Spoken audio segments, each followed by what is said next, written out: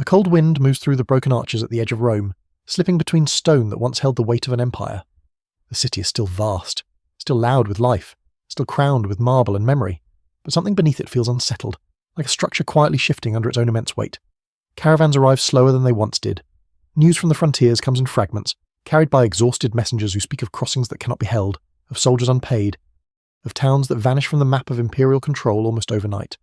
Rome is not falling in a single moment, it is loosening, piece by piece, like a vast machine whose smallest components are beginning to fail in silence. Before we go deeper into this world on the edge of transformation, take a moment to like the video and subscribe. If this is the kind of history and mystery you enjoy, it genuinely helps support more long-form documentaries like this, where the past is not just told, but lived through. At this stage, the city still presents the image of permanence. Marble temples reflect the light of the late sun. Senators still gather in halls built by generations long gone, and the rituals of empire continue with practiced precision. Yet beneath that surface, the rhythms are no longer steady. Grain shipments from North Africa arrive less predictably. Frontier forts along the Rhine and Danube report increasing pressure from migrating groups, some fleeing pressure from forces further east, others testing the limits of Roman endurance. What once felt like a boundary is beginning to feel like a threshold being crossed too often, too easily. Rome's late empire is vast in theory, but uneven in reality. Some provinces still thrive, especially in the eastern regions where cities remain densely populated and trade routes more stable. But in the western territories, the signs of strain are more visible. Roads that once carried disciplined legions now see fewer patrols. Local governors, once tightly bound to central authority, begin to act with greater independence, not always out of rebellion, but out of necessity. Communication with the centre becomes slower, less reliable. Authority, once concentrated in the idea of Rome itself, begins to scatter across geography. And yet, to the people living within it, collapse does not appear as a single, obvious event. It arrives as inconvenience first. Taxes become harder to collect, then harder to justify. Soldiers demand higher payment, not out of greed alone, but because the currency they receive no longer holds its value as it once did. Markets adjust in quiet, uneasy ways. Prices shift unpredictably. Merchants begin to prefer barter in certain regions. A subtle retreat from the abstract stability of imperial coinage. No single moment declares that the system is failing. It is instead a slow accumulation of small failures that begin to resemble a pattern. Along the frontiers, the pressure is different but connected. Groups the Romans collectively refer to as barbarians are not a single unified enemy, but a shifting mosaic of tribes, confederations, and migrating peoples. Some seek trade, some seek land, some are pushed westward by forces deeper in the Eurasian steppe. The Roman military, once capable of projecting overwhelming force across vast distances, now finds itself stretched thin. Garrisons that once operated as part of a coordinated system begin to function in isolation, responding to local crises without assurance of reinforcements. In the cities, the population still lives within the structures of empire, but the sense of security those structures once provided is fading. Public works continue, but maintenance becomes inconsistent. Aqueducts still carry water, yet some sections require repair more frequently. Forums remain centres of activity, but political discussion increasingly revolves around survival rather than expansion or glory. The language of empire, once confident and outward-looking, begins to turn inward, focused on stability, defence, and control. What is striking about this period is not dramatic collapse, but the persistence of normal life alongside gradual weakening. Families still celebrate festivals, children still learn the traditions of Roman identity, law courts still operate, yet everywhere, subtle adjustments suggest a system adapting to pressure it can no longer fully absorb. Scholars studying this era still debate how much of this was visible to those living through it. Some evidence suggests people sensed deep instability, while other records imply a continued belief that Rome, by its very nature, would endure indefinitely. The emperor, distant from many of these localized struggles, represents an idea of unity that is becoming harder to maintain in practice. Power is still immense in name, but its execution depends increasingly on intermediaries whose loyalty is shaped by regional pressures. Communication between centre and periphery is not just slow, it is filtered through layers of uncertainty. By the time orders arrive at distant frontiers, conditions may already have changed. And yet, there is still no single point of failure. This is what makes the period so difficult to define in simple terms. Rome is not collapsing like a wall struck by a single blow. It is more like a vast network of roads, aqueducts, institutions, and relationships, each one weakening at a different pace, each one still functioning just enough to delay total breakdown. In the distance, beyond the northern borders, entire populations are beginning to move in response to pressures that Rome itself does not fully understand yet. These movements will reshape the empire in ways that no single battle or political decision can explain on its own, but at this moment, they are still peripheral, still external, still not fully integrated into the Roman sense of reality. What remains most powerful is the illusion of continuity. Rome still calls itself eternal in its symbolism, still performs the rituals of unbroken authority. But beneath that performance, something more fragile is emerging. Not an ending yet, but a transition that no one living inside it can fully name, and so the empire continues forward, not realizing that the ground beneath it is no longer as solid as it appears, and that the slow unraveling has already begun. At its greatest height, Rome does not feel like a city or even a state in the modern sense of the word. It feels like an entire system of reality stretched across continents, a network of roads and laws and expectations that reaches from mist-covered northern forests to sun-bleached deserts where the horizon seems endless. Travellers moving through the empire in this period describe an almost seamless continuity of order milestones, marking distances in precise Roman measurements. Uniform administrative practices, coins bearing the same imperial faces, and the reassuring presence of law that follows a person far beyond their birthplace. To many within its borders, Rome is not just powerful, it is normal, and anything outside it feels temporary by comparison. Yet the strength of this world is also its greatest hidden vulnerability. The Pax Romana, the long era of relative internal peace, creates a sense of permanence that gradually reshapes how the empire functions. Security becomes expectation, stability becomes assumption, and over time, institutions designed for expansion and conquest begin to serve maintenance and administration instead. The army still exists as a formidable force, but more of its energy is spent holding what has already been gained rather than pushing outward into new territories. The empire becomes less a rising power and more a managed inheritance. Economically, this period appears prosperous on the surface. Cities flourish, trade routes remain active, and luxury goods flow into Rome from distant provinces. Silk arrives from the east, grain from North Africa sustains urban populations, and wine, olive oil, and crafted goods circulate through a vast interconnected economy. But beneath this visible abundance lies a more delicate structure. The empire depends heavily on continuous expansion of revenue streams and efficient taxation across enormous distances. Any disruption in this flow, whether from local unrest, military pressure, or administrative inefficiency, has consequences that ripple far beyond its origin. One of the less discussed features of this golden age is how deeply it relies on predictable stability, rather than adaptive resilience. The system works beautifully as long as everything functions as expected, but it is not designed for repeated shocks. Provinces are governed through layered hierarchies that assume communication will remain steady. Supply chains depend on roads and seas that are usually safe but not always secure. Even military logistics, while advanced for their time, rely on a balance between centralized command and local cooperation that becomes increasingly difficult to maintain as the empire expands to its maximum reach. Culturally, Rome at its height is astonishingly diverse. In a single city, one might find languages from across the Mediterranean world spoken in markets and bathhouses. Local traditions are often absorbed into Roman identity rather than erased by it. Gods are reinterpreted, local elites are integrated into imperial administration, and citizenship itself becomes an expanding concept rather than a fixed privilege. This flexibility is one of Rome's great strengths, allowing it to incorporate rather than constantly suppress. Yet even this adaptability has limits when faced with long-term structural strain. What is often overlooked is how expensive peace can be. Maintaining legions across vast frontiers requires enormous resources. Building and repairing infrastructure demands constant investment. Administrative complexity grows as new territories are integrated, each with its own local conditions, legal traditions, and economic patterns. Over time, the cost of maintaining unity begins to approach the benefits that unity provides. Scholars still debate exactly when this balance begins to shift. But what is clear is that by the late empire, the margin for error has become dangerously thin. There is also a psychological dimension to Rome's height that is easy to underestimate. Success creates expectation, and expectation creates rigidity. For generations, Roman identity is tied to the belief in inevitable dominance. This belief shapes decisions at every level, from military planning to economic policy. It becomes difficult to imagine a world in which Rome is not the central organizing force of the Mediterranean. This assumption, while powerful, discourages serious preparation for long-term structural decline. Problems are often treated as temporary disruptions rather than signs of deeper transformation. Even the empire's enemies during this period are shaped by its presence. Frontier groups trade with Rome, serve as auxiliary forces in its armies, or migrate along its borders seeking opportunity within its economic sphere. The boundary between Roman and non-Roman becomes increasingly blurred in practice, even as it remains symbolically significant. In many ways, Rome is not just surrounded by external groups, it is entangled with them in a dynamic system of pressure, adaptation, and exchange. And yet, for those living in the heart of the empire, this complexity is often invisible. Life continues with a sense of underlying order. Laws are enforced, markets function, public buildings stand as reminders of permanence. It is only in hindsight that the fragility of such a vast and interdependent system becomes fully visible. One small but revealing detail from this era comes from inscriptions and administrative records that show increasing emphasis on loyalty and unity, almost as if these qualities need to be constantly reaffirmed. Declarations of stability appear more frequently in official language, a subtle hint that stability itself may no longer be taken for granted. In powerful systems, reassurance often increases when certainty begins to weaken. Rome at its height is therefore not simply a story of power, but of balance. It is a balance between expansion and maintenance, between diversity and unity, between central authority and local autonomy. For a time, this balance holds with remarkable success, but the very factors that make the empire strong also make it sensitive to disruption. And somewhere within this period of apparent perfection, the earliest structural tensions begin to form, not yet visible as crisis, but already embedded within the fabric of imperial life. Beneath the polished surface of imperial order, something quieter begins to shift. It is not a rebellion, not yet a crisis, and certainly not the kind of dramatic rupture that later generations will imagine when they think of Rome's decline.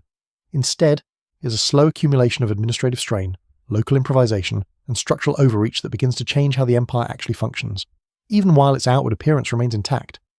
The Roman system is built on an extraordinary level of coordination. Roads converge towards centres of authority. Tax obligations are recorded with meticulous precision, and provincial governors are expected to maintain both local stability and loyalty to the emperor.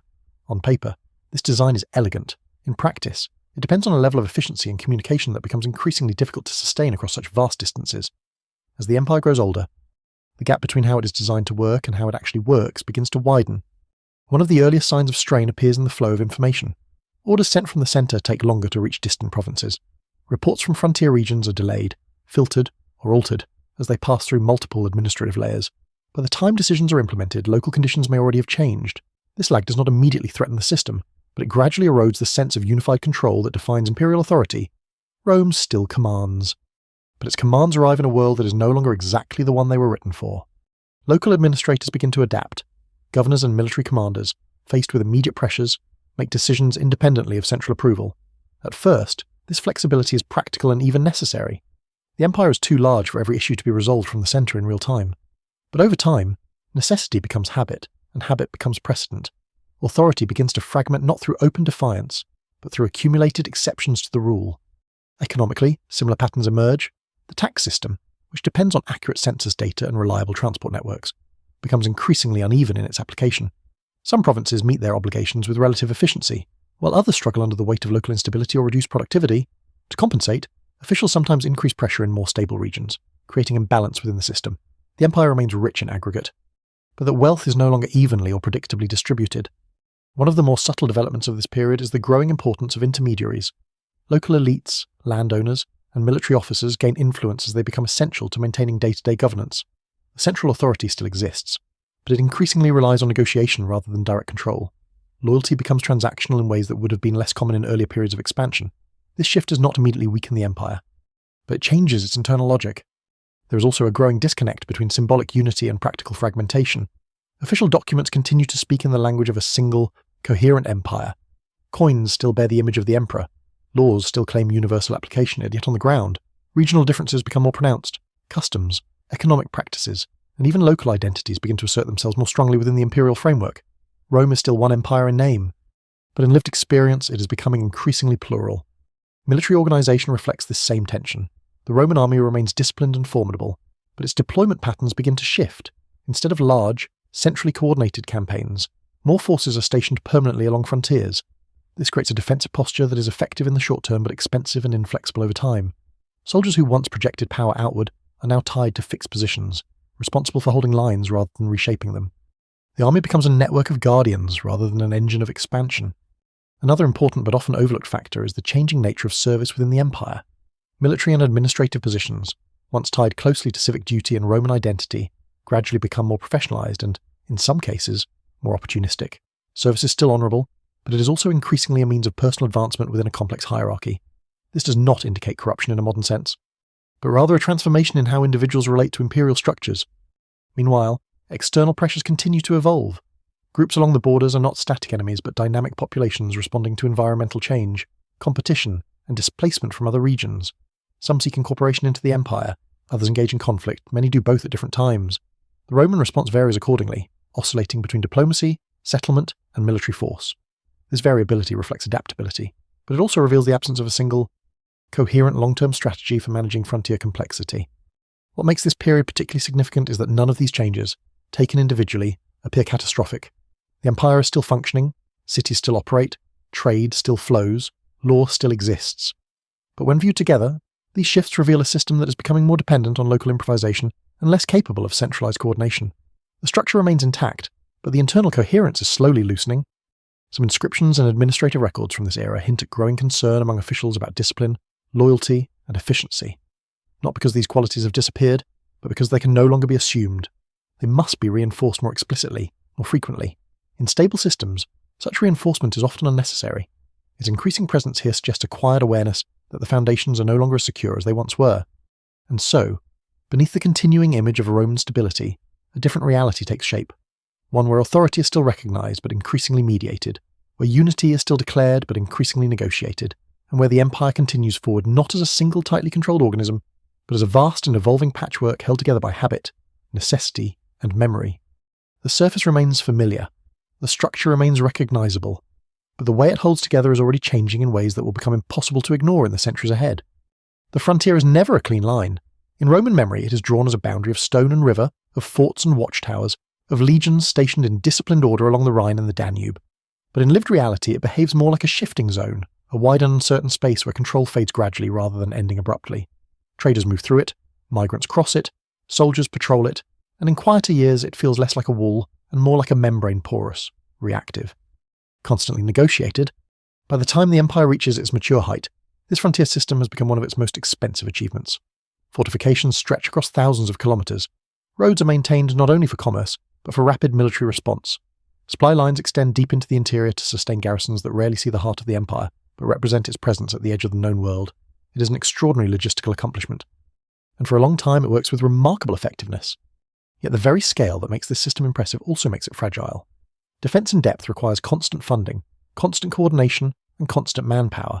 As long as economic growth and political stability remain strong, the system holds. But when pressures begin to accumulate in other parts of the empire, the frontier is one of the first places to feel the strain, not because it is weak, but because it is stretched. Along the northern borders, groups beyond Rome's control are not static or isolated. They are part of wider networks of movement that extend deep into Eurasia. Climate fluctuations, competition for resources, and pressure from other migrating groups gradually push populations westward. Some of these groups seek direct confrontation, others seek settlement within Roman territory. Many oscillate between the two depending on circumstance. The Roman state, which prefers clear categories of ally or enemy, struggles to fully capture this fluid reality. At first, Rome responds with a familiar toolkit diplomacy, subsidies, selective settlement, and military deterrence. Some groups are granted land in exchange for military service, becoming foederati within the imperial system. Others are held at bay through fortified lines and strategic engagements. This flexibility is one of Rome's strengths. It allows the empire to absorb pressure without immediate breakdown, but it also introduces new forms of dependency. As external groups become increasingly embedded within Roman military and economic structures, inside the frontier zones, daily life reflects this complexity. Roman soldiers stationed in distant forts often interact regularly with non-Roman communities. Trade flows across the boundary in both directions. Goods, livestock, weapons, and cultural practices move in ways that blur the distinction between inside and outside the empire. Archaeological evidence from these regions shows a gradual blending of material cultures, suggesting that identity itself becomes less rigid at the edges of Roman control. And yet, official ideology continues to emphasize separation. The empire still defines itself as distinct, ordered, and central to civilization. Everything beyond the frontier is still described in broad and often simplified terms. This contrast between lived reality and official narrative becomes increasingly significant. The empire is not only managing territory, it is also managing perception. Military pressure along the frontier does not always come in the form of large-scale invasions. More often, it appears as a series of smaller incursions, negotiated crossings, and localized conflicts. Roman commanders are forced to respond to events that are increasingly unpredictable in timing and scale. A stable defensive line becomes harder to maintain when pressure arrives in uneven waves rather than coordinated attacks, over time. This forces a shift in military posture from strategic depth to reactive containment. One of the most significant but less visible consequences of this frontier pressure is the increasing autonomy of local military leaders. Commanders stationed far from the imperial centre must make rapid decisions without waiting for instructions that may arrive too late to be useful. This necessity strengthens local authority and weakens centralised control in subtle but cumulative ways. Loyalty remains to Rome, but operational independence grows. In some regions, entire communities are resettled within imperial borders as part of negotiated arrangements. These settlements are intended to stabilise frontier zones, but they also change the demographic and cultural composition of border provinces. Over time, the distinction between Roman and non-Roman becomes less about geography and more about legal status and administrative classification. This flexibility helps the empire survive immediate pressures, but it also complicates its long-term coherence. What emerges along the frontier is not simply conflict, but a complex ecosystem of interaction. Violence, trade, diplomacy, migration, and cultural exchange all coexist within the same space. Rome is not facing a single external threat, but managing a constantly evolving set of relationships that resist simple categorization. The frontier becomes less a line of defense and more a zone of transformation. Within the imperial center, however, This complexity is often simplified into narratives of stability and external danger. Official accounts emphasize control and order, even as the reality becomes more fluid.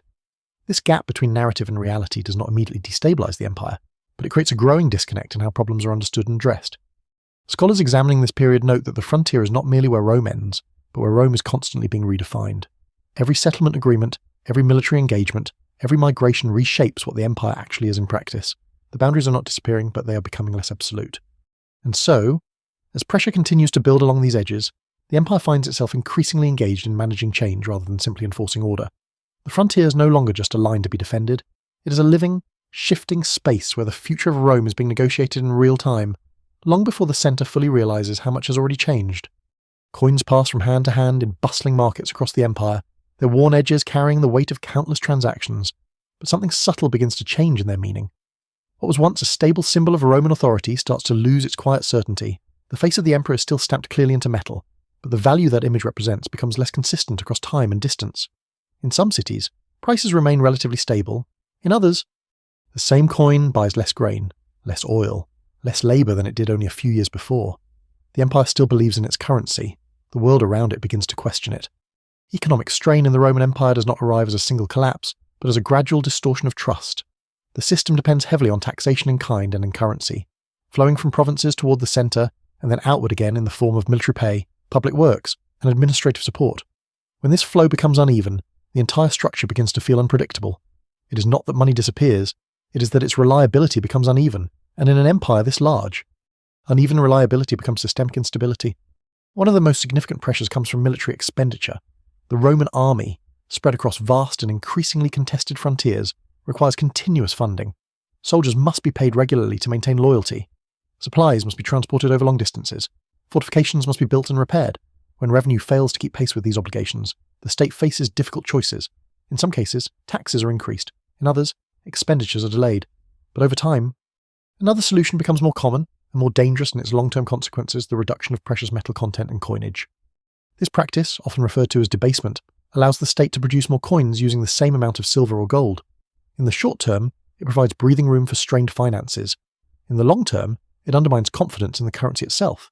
Markets begin to adjust. Prices rise not always because goods are scarcer, but because trust in the medium of exchange is weakening. Merchants grow more cautious. Large transactions become more complex. In some regions, barter or local forms of exchange begin to reappear alongside official currency. The effects are uneven, and that unevenness is important. The eastern provinces, with their dense urban centres and robust trade networks, are often more resilient to monetary instability. The western provinces, more exposed to frontier pressures and administrative fragmentation, feel the strain more sharply.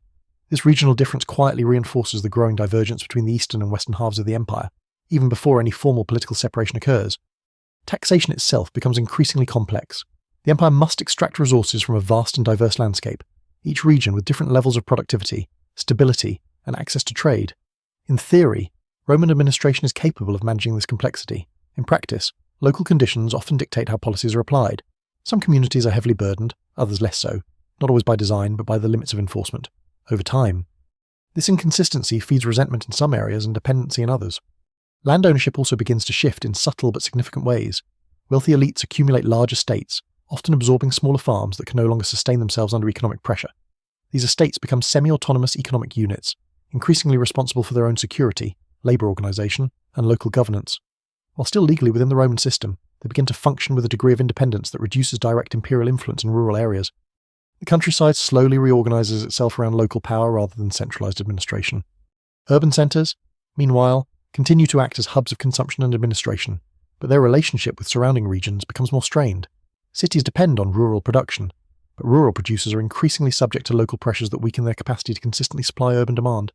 This creates a feedback loop of scarcity, rising prices, and administrative intervention that becomes harder to manage over time.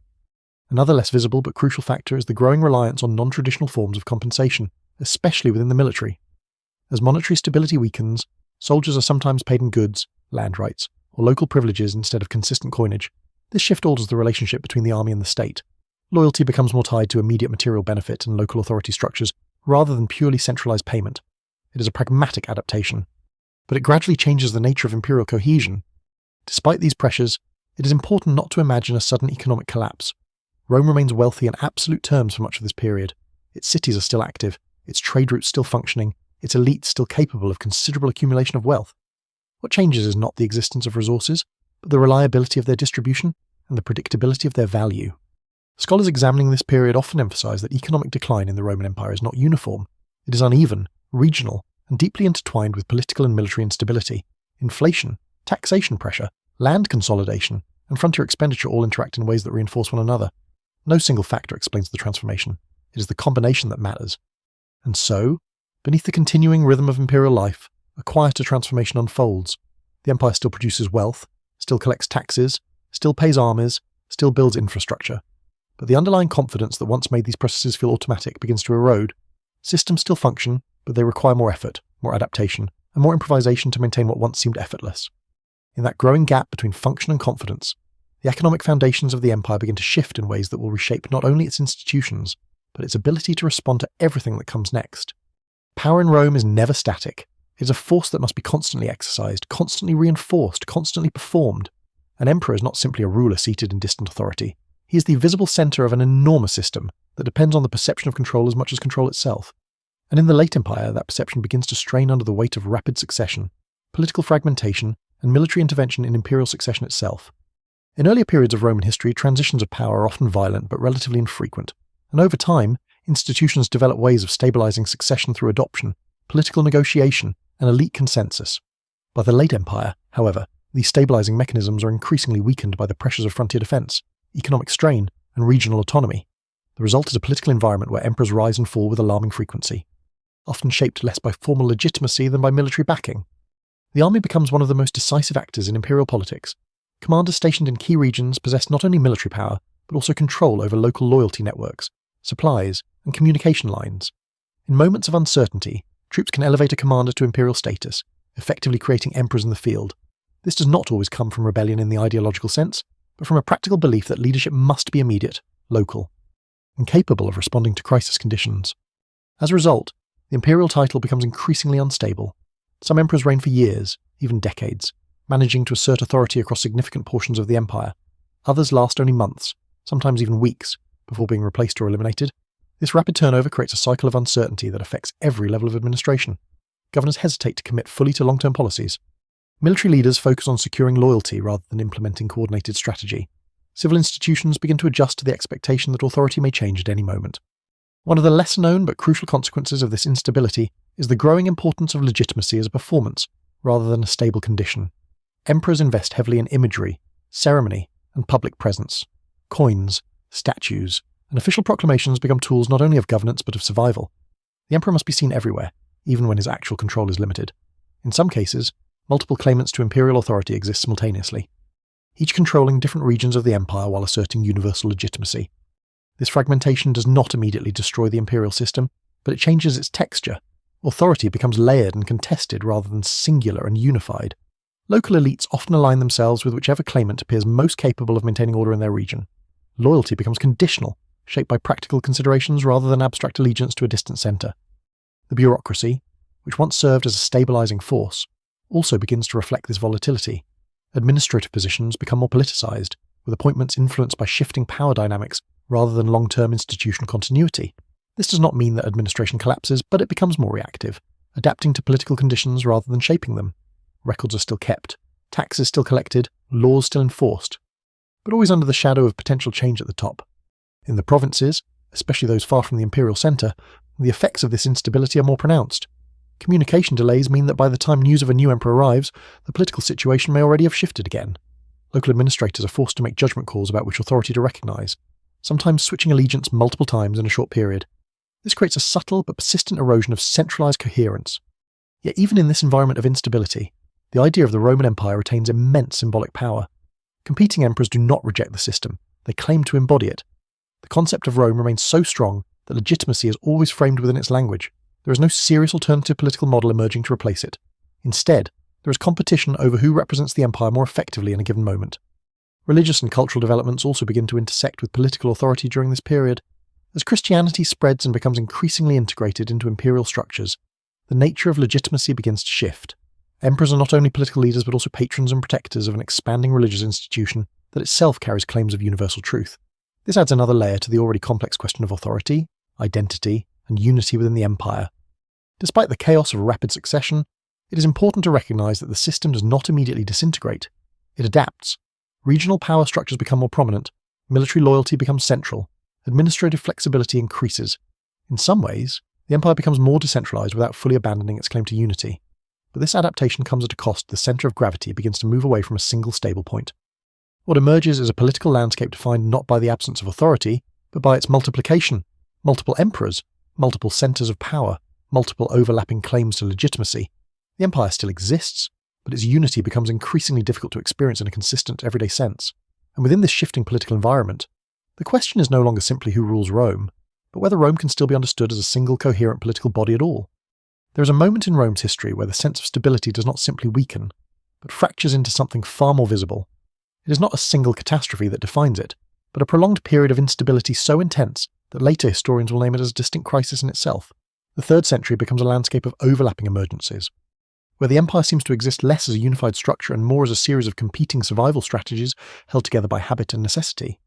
Across the frontiers, pressure intensifies. In the north, confederations of Germanic groups grow larger and more coordinated than before, not because they form a single unified nation, but because shifting alliances and shared pressures create temporary but powerful coalitions. In the east, the Sasanian Empire emerges as a formidable rival, matching Rome in military organization and ideological confidence. The empire now faces not just scattered external groups, but structured competitors capable of sustained challenge. At the same time, internal instability reaches a level that earlier Roman institutions were not designed to manage. Emperors rise and fall with alarming speed, often proclaimed by armies in the field rather than by any centralized authority. Some rule from Rome itself, others from frontier capitals, and still others from military camps far from traditional centers of power.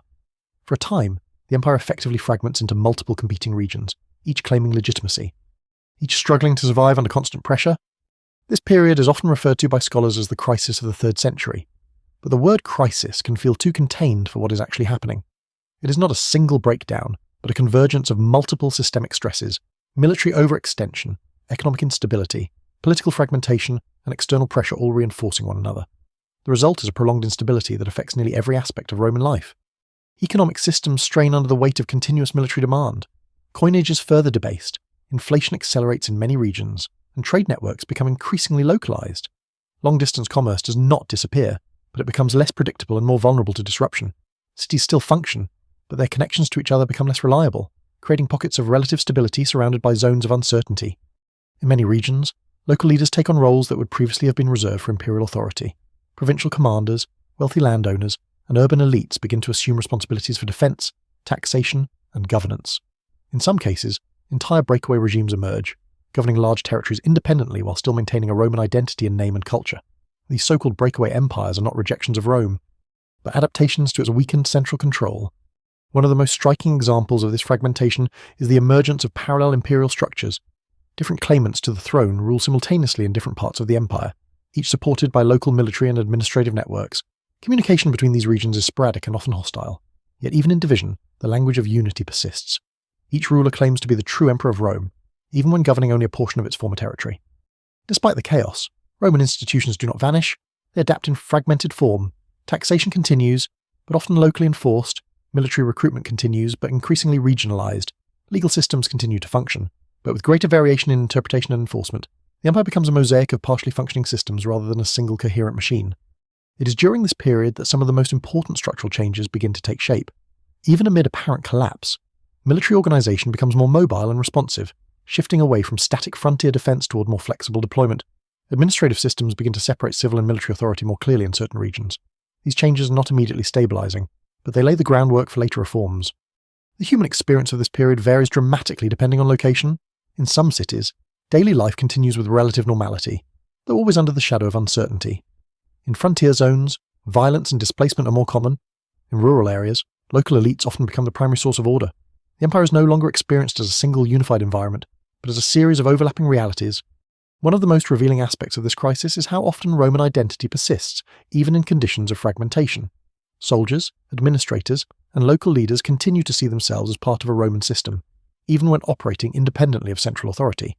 This suggests that Roman identity has become deeply embedded not only in institutions, but in culture, law, and shared expectation.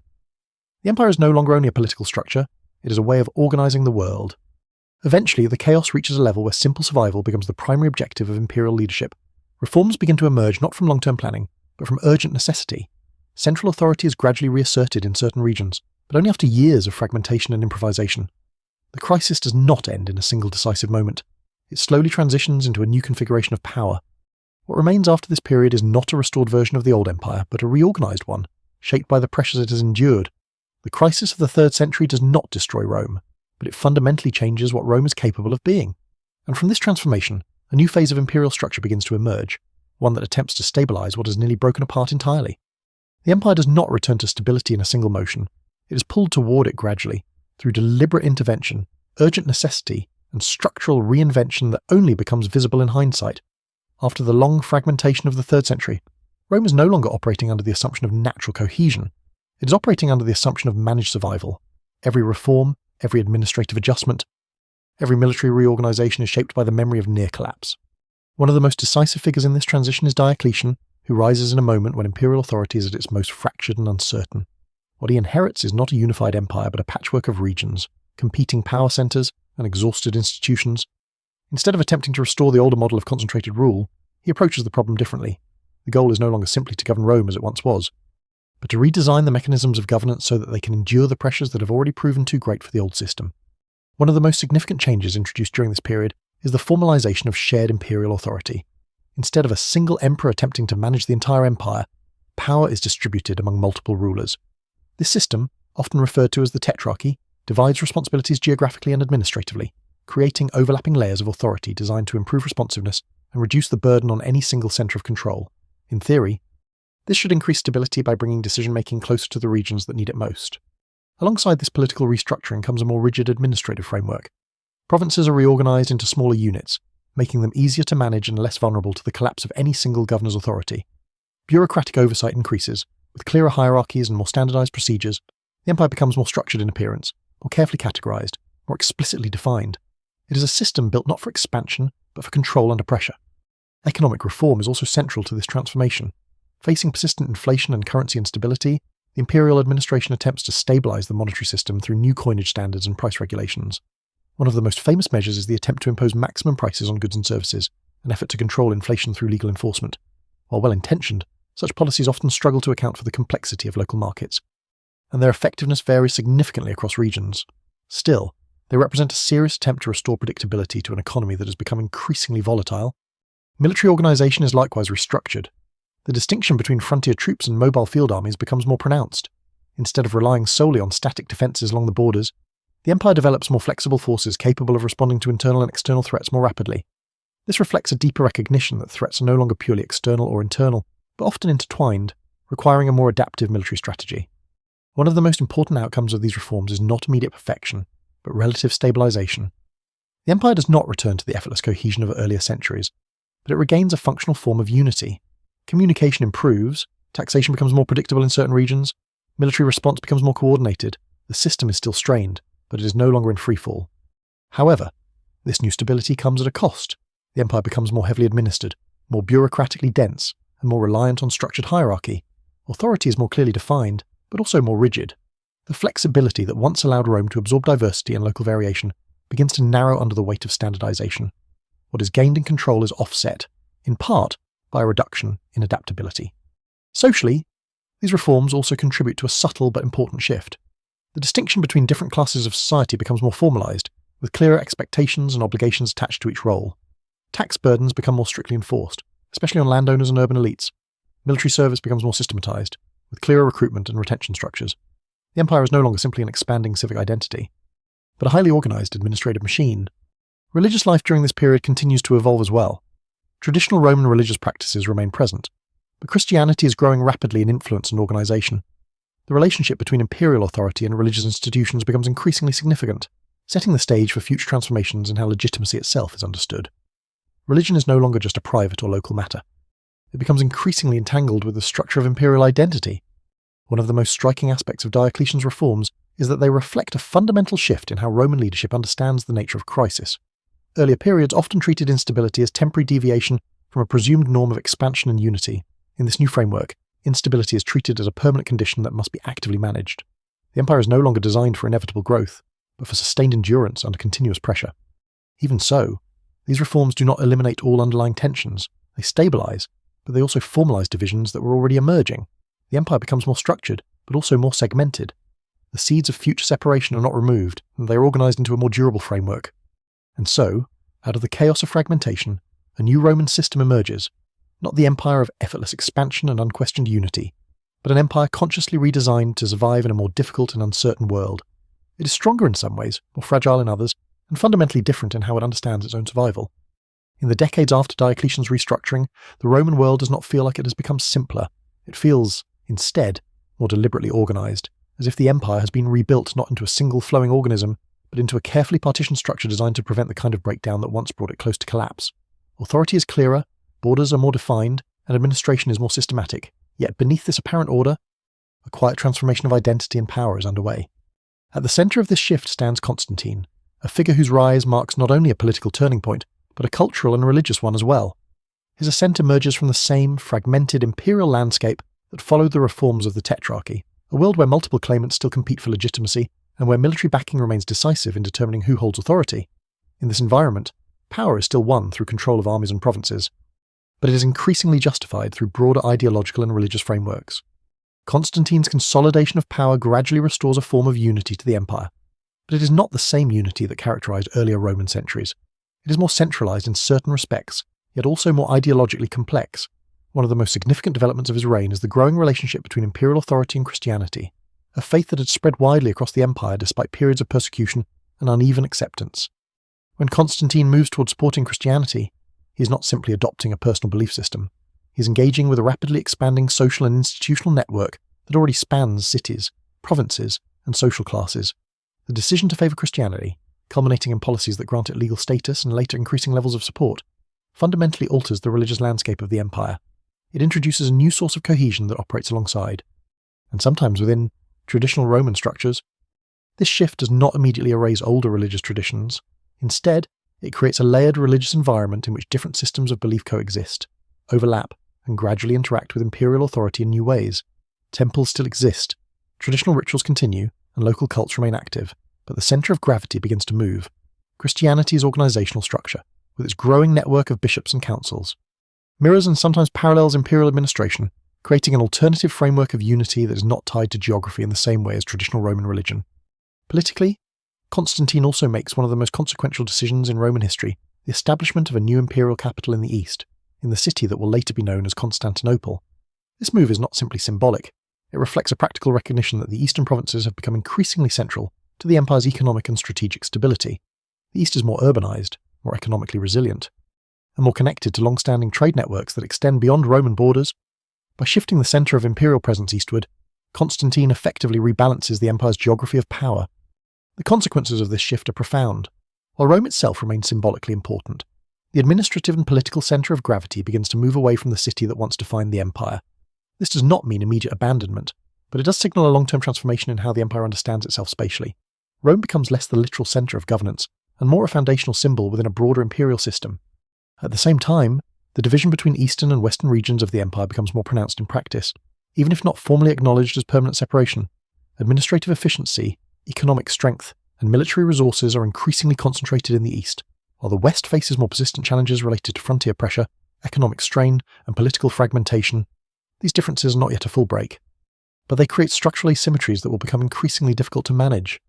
Within this evolving system, imperial authority continues to depend heavily on personal leadership. Emperors are still central figures, but their power is now embedded within more complex institutional and ideological frameworks.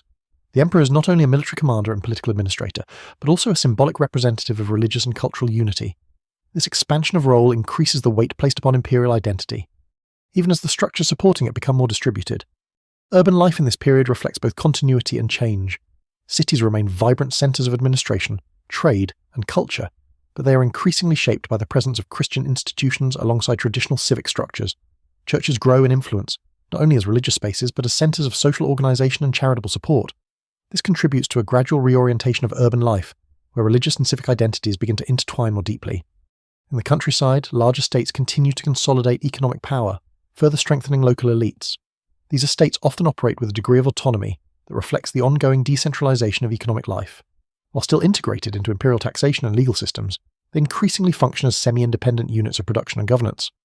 What emerges from this period is an empire that is more structured and ideologically unified in some respects, but also more internally differentiated than before. The reforms of the late 3rd century and the transformations under Constantine do not restore an earlier form of simplicity. Instead, they create a new kind of complexity, one in which unity is maintained through multiple overlapping systems: administrative, military, economic, and now religious. And so, the Roman Empire enters a new phase of existence. It is still vast, still powerful, still deeply influential across the Mediterranean world, but it is also fundamentally different from the empire of its earlier centuries.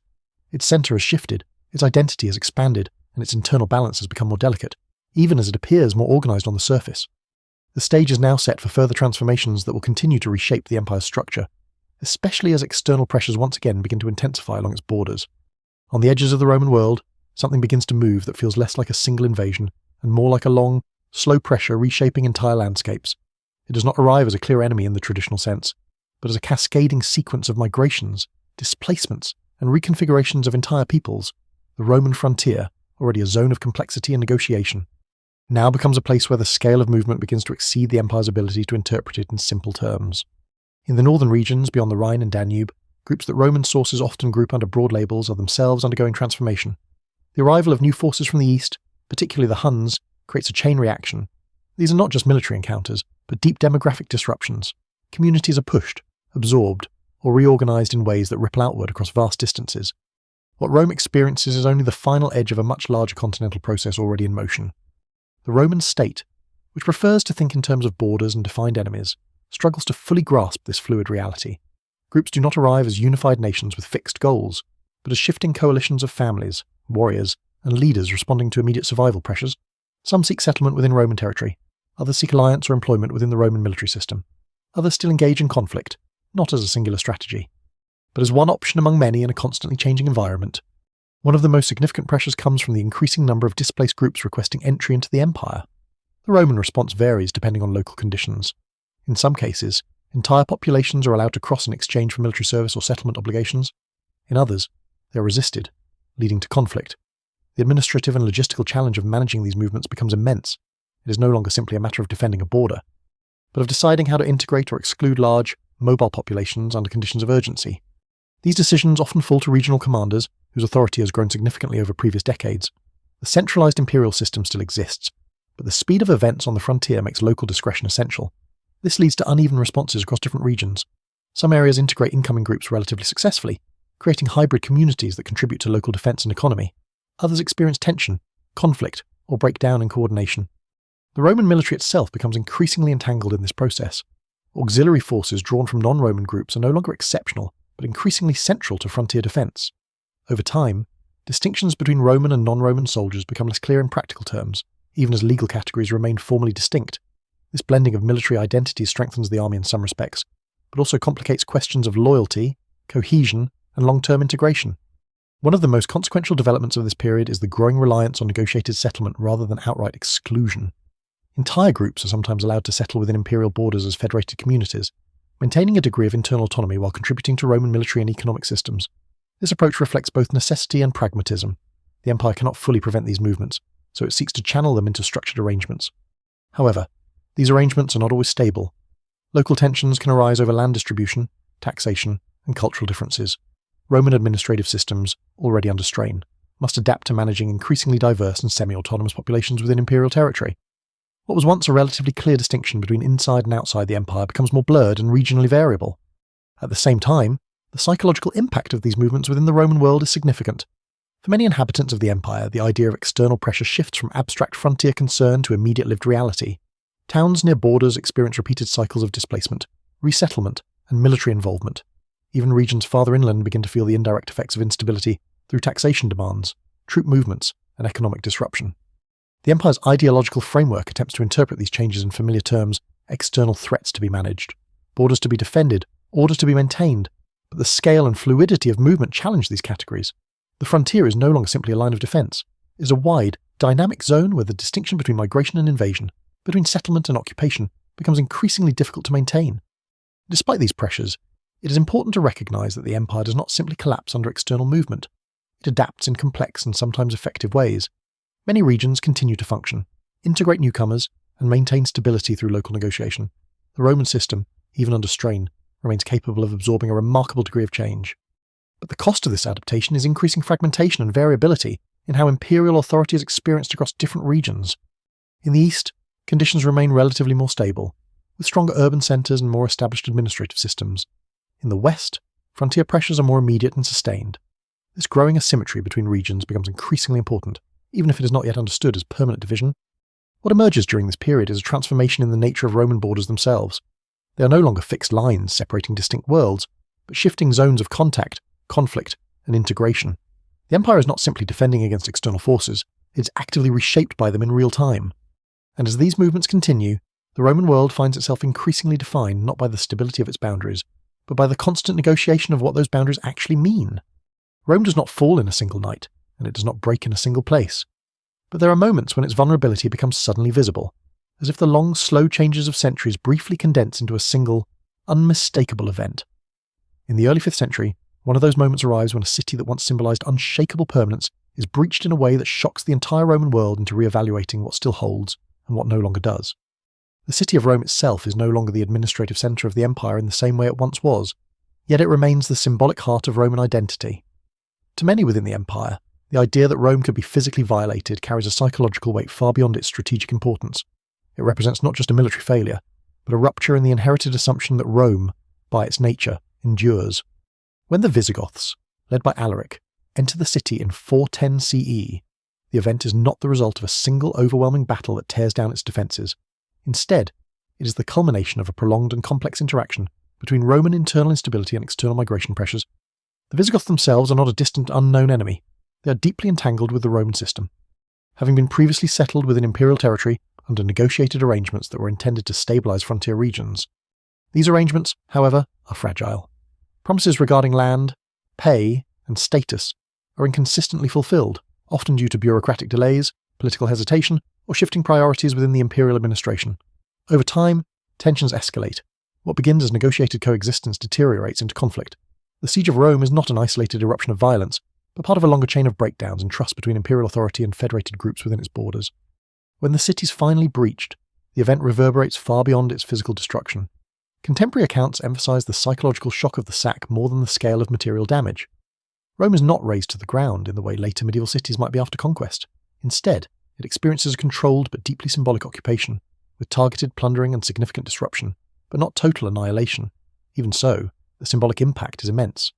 For many in the Roman world, the idea that the city could be entered at all marks a profound shift in perception.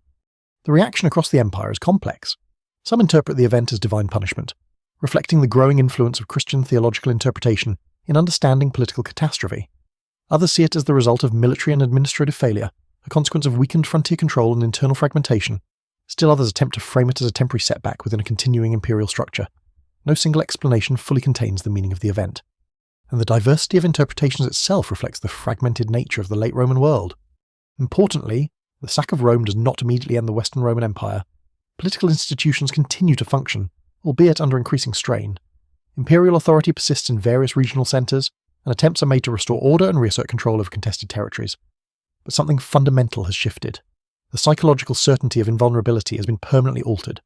In the years following the sack, the Western Empire faces increasing difficulty maintaining coherence.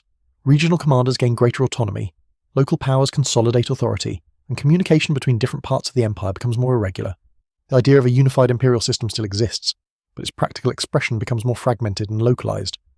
At the same time, the Eastern Roman Empire continues to function with greater stability. Constantinople, protected by stronger fortifications and supported by more robust economic networks, becomes the primary centre of imperial continuity. The divergence between East and West, already visible in earlier decades, becomes increasingly pronounced in both political and cultural terms. One of the most significant consequences of this period is the acceleration of local power structures in the West. As central authority weakens, regional leaders, military commanders, and local elites assume greater responsibility for governance and defence. In some areas, these structures maintain a degree of Roman continuity. In others, they evolve into new forms of political organisation that still draw on Roman institutions but operate with increasing independence. The sack of Rome does not represent a sudden end, but it does mark a threshold. It reveals that the empire is no longer capable of guaranteeing the symbolic and practical security that once defined its identity. The event becomes a reference point in later memory, a moment when the assumption of permanence is visibly broken. And yet, even after this shock, the Roman world continues to exist in transformed form. Institutions persist, Identities remain, and adaptation continues. What has changed is not the disappearance of Rome, but the conditions under which it must now survive.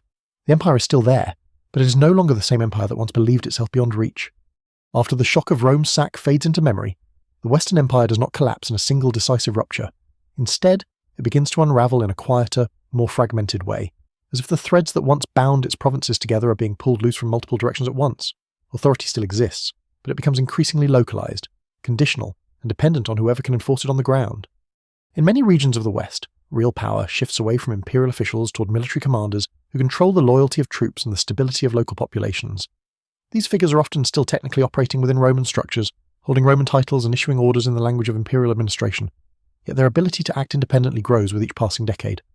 Communication with distant emperors becomes less relevant than immediate control over resources, soldiers, and territory. This gradual decentralization creates a political landscape that is still Roman in form but increasingly regional in substance. Gaul, Hispania, North Africa, and Italy itself begin to experience different trajectories of stability and fragmentation. Some areas maintain relatively coherent administration for longer periods, while others fall into cycles of competing authorities, shifting alliances, and localized conflict. The Western Empire becomes less a single governing entity and more a constellation of semi-independent regions loosely connected by shared heritage and declining institutional cohesion. One of the most important underlying factors in this transformation is the continued reliance on military authority as the primary source of legitimacy. In earlier periods, imperial power was supported by a more balanced integration of civil administration, legal institutions, and symbolic unity. In the 5th century West, however, military force becomes the dominant mechanism through which authority is both established and maintained. This does not necessarily mean constant warfare, but it does mean that political stability increasingly depends on the presence and loyalty of armed forces. As central funding and coordination weaken, local military leaders must find alternative ways to sustain their forces. This often involves negotiating with local populations, redistributing land, or forming agreements with migrating groups who have settled within imperial borders. These arrangements vary widely in their success. In some cases, they create relatively stable hybrid communities that preserve elements of Roman administration. In others, they lead to tension, competition, and further fragmentation of authority. Meanwhile, the imperial court itself becomes more mobile and less securely anchored. Emperors in the western regions often find themselves dependent on powerful generals or external allies for survival. Their authority exists in theory across the entire Western Empire, but in practice is limited to the territories they can directly influence.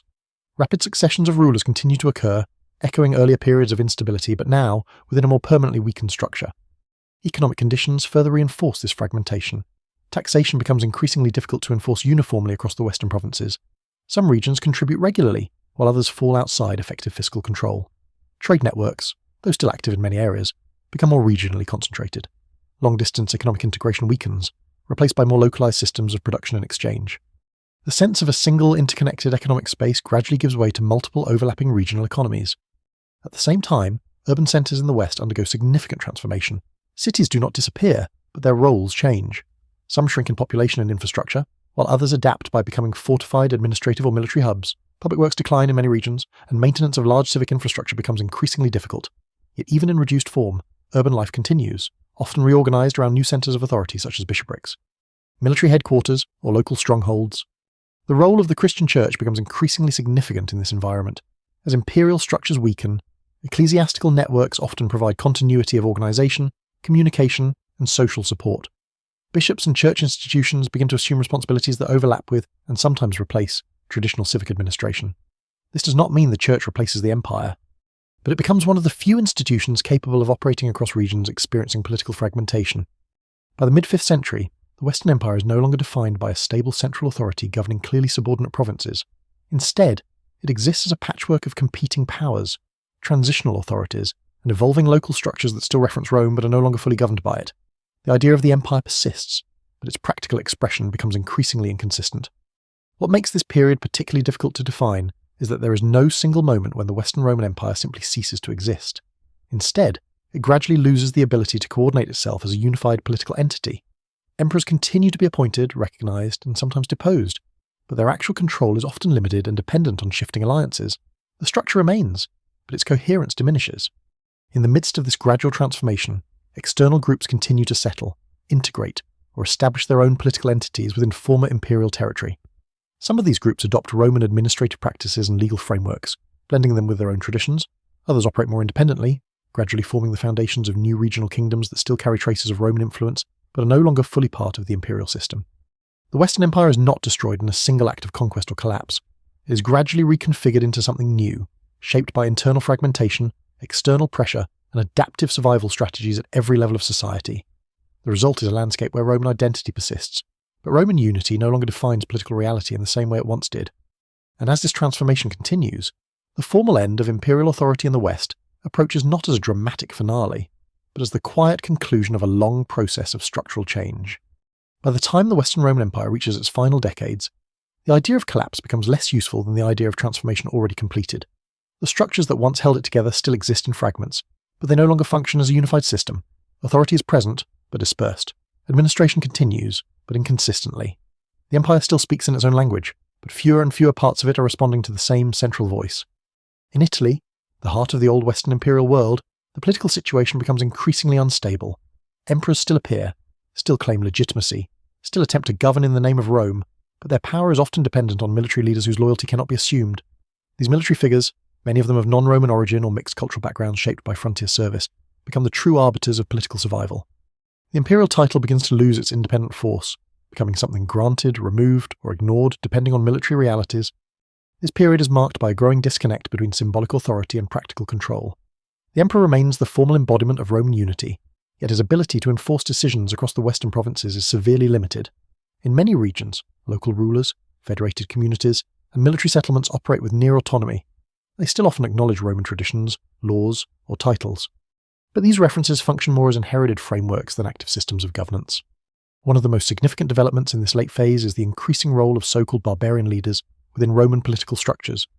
These individuals are often deeply integrated into the military system, having served in Roman armies, negotiated settlements within imperial territory, or led federated groups bound by treaty obligations.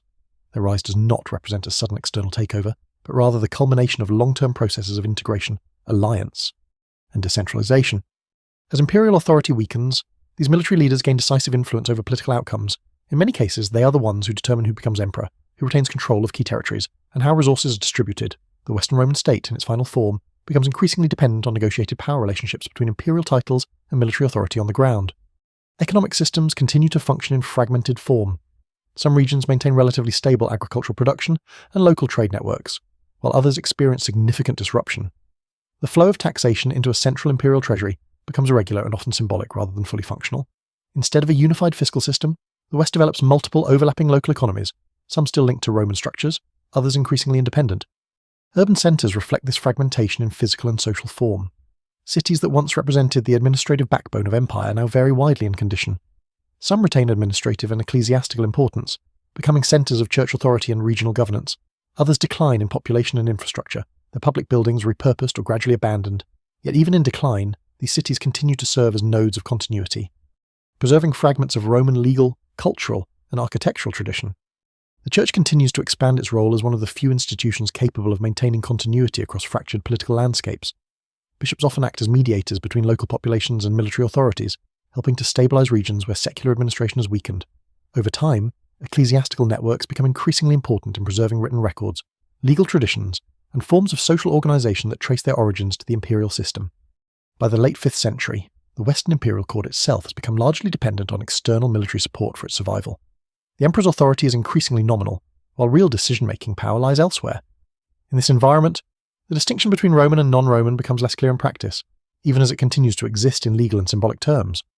The final moments traditionally associated with the end of the Western Roman Empire occur in 476 CE, when the last emperor in the West, Romulus Augustulus, is deposed by the military leader Odoacer. This event is often treated as a dramatic endpoint, but in reality, it represents the formal acknowledgement of a process that had been unfolding for decades. The deposition does not mark the sudden disappearance of Roman institutions, but rather the removal of the last figure who could plausibly claim unified imperial authority in the West. Odoacer does not abolish Roman administrative structures. Instead, he governs Italy while maintaining many existing systems of Roman law and governance, acknowledging the continued importance of Roman identity even in the absence of a Western emperor. This reflects a broader pattern in which Roman institutions persist beyond the formal end of imperial rule, adapted to new political realities. Across the former Western Empire, similar patterns emerge. New kingdoms arise, often led by groups that had previously been integrated into Roman military or political systems. These kingdoms do not reject Roman heritage. Rather, they incorporate it into new forms of governance. Roman law, language, administration, and urban infrastructure continue to shape these societies, even as political authority becomes regionally defined. What has ended in 476 is not the legacy of Rome, but the centralized political structure that once unified the Western Mediterranean under a single imperial authority.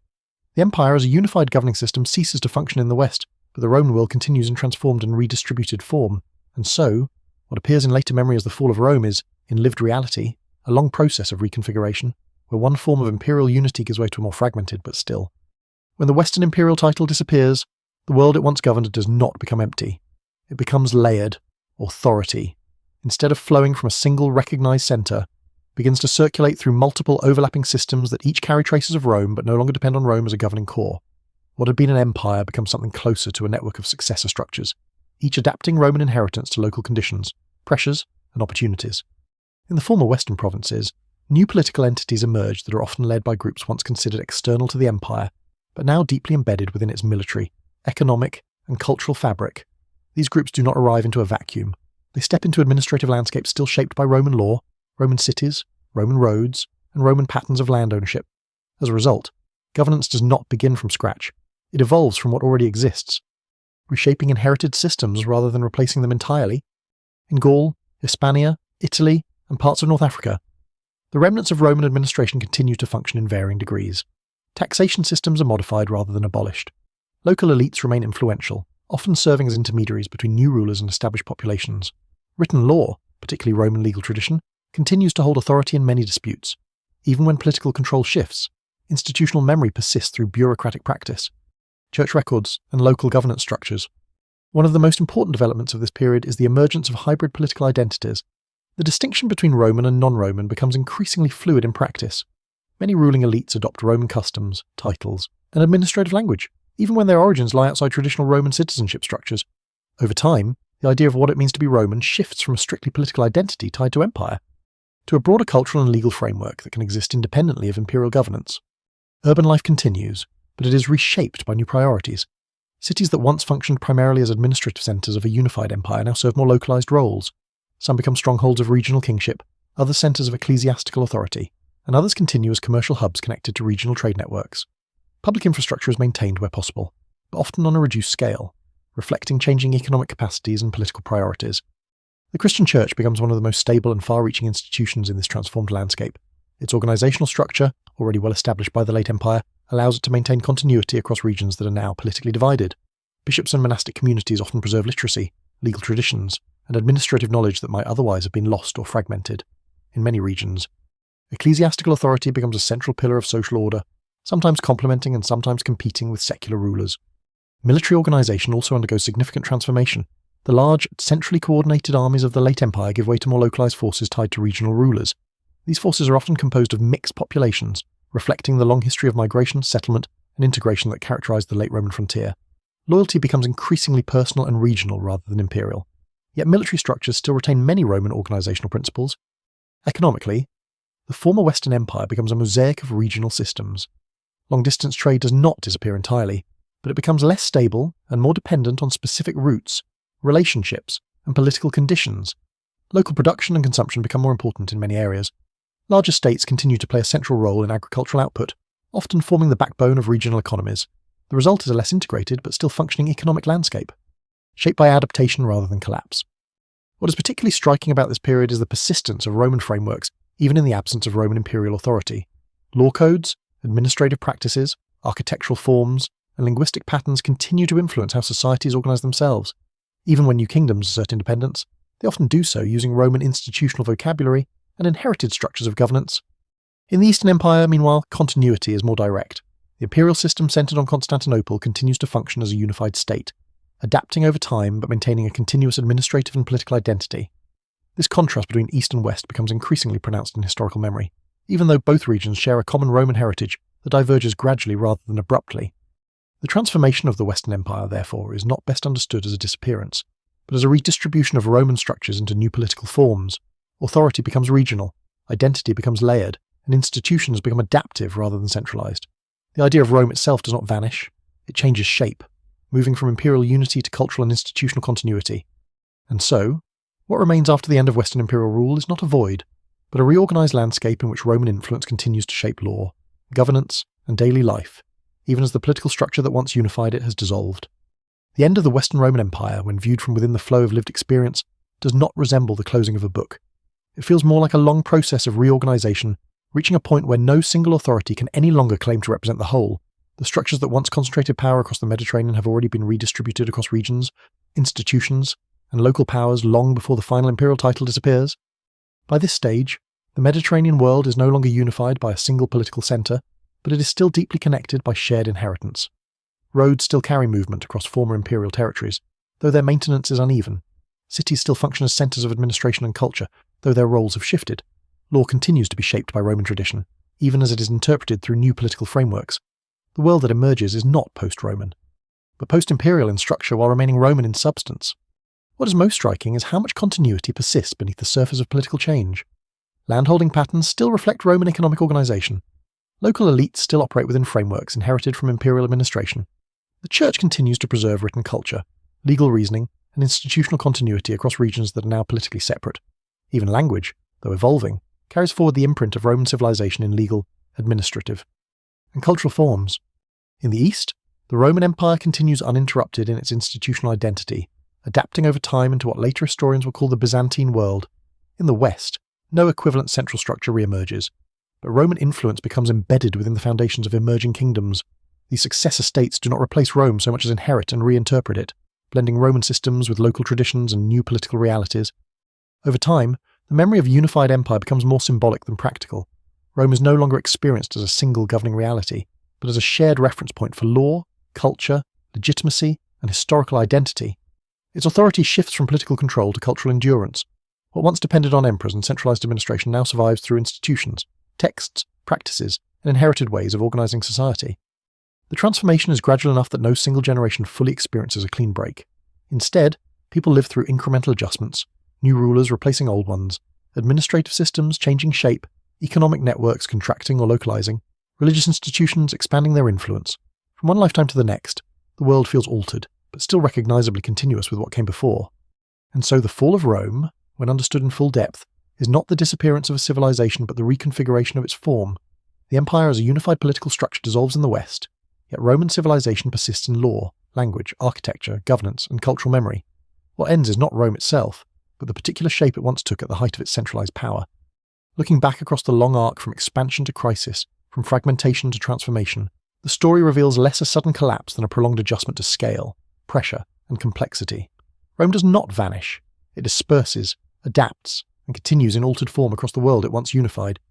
And in that lingering presence, in roads still traced by modern paths, in legal ideas still embedded in institutions, in cities still shaped by ancient planning, the empire remains quietly present not as a ruling power, but as a foundational layer of the world that followed. The fall, then, is not an ending in the simplest sense. It is a turning of structure into legacy, of empire into memory that continues to shape everything built upon it.